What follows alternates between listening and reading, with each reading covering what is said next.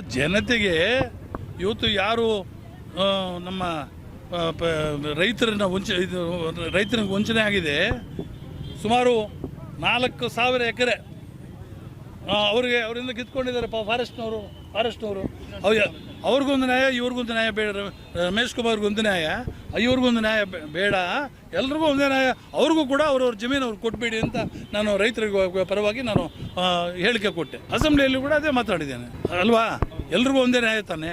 ರೈತರಿಗೂ ಕೊಡಲಿ. ಅವರ ಏನು ಜಮೀನು ಕಿತ್ಕೊಂಡಿದ್ದಾರೆ ಇವತ್ತು ಫಾರೆಸ್ಟ್ ಡಿಪಾರ್ಟ್ಮೆಂಟು, ಅವರ ಜಮೀನು ಅವ್ರು ಕೊಡಲಿ. ರೈತರಿಗೆ ಸಂತೋಷ. ಅವರು ಅಲ್ಲ, ಈ ದೇಶದಲ್ಲಿ ಕಾನೂನಿದೆ, ಕಾನೂನು ಚೌಕಟ್ಟಲ್ಲಿ ಹೋರಾಟ ಮಾಡ್ಬೋದು.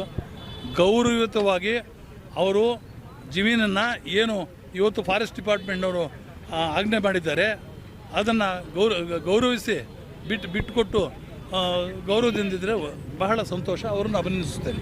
ಇವತ್ತು ಜಡ್ಜ್ಮೆಂಟ್ ಕೊಟ್ಟಿದ್ದಾರಲ್ಲ, ಪರಿಪೂರ್ಣವಾದ ಜಡ್ಜ್ಮೆಂಟ್ ಕೊಟ್ಟಿದ್ದಾರೆ ಇವತ್ತು. ಅದನ್ನು ಒಪ್ಪಿಕೊಂಡು ಇವತ್ತು ಗೌರವಯುತವಾಗಿ ಬಿಡುವುದು ಒಳ್ಳೆಯದು ಅಂತ ನನ್ನ ಒಂದು ಭಾವ.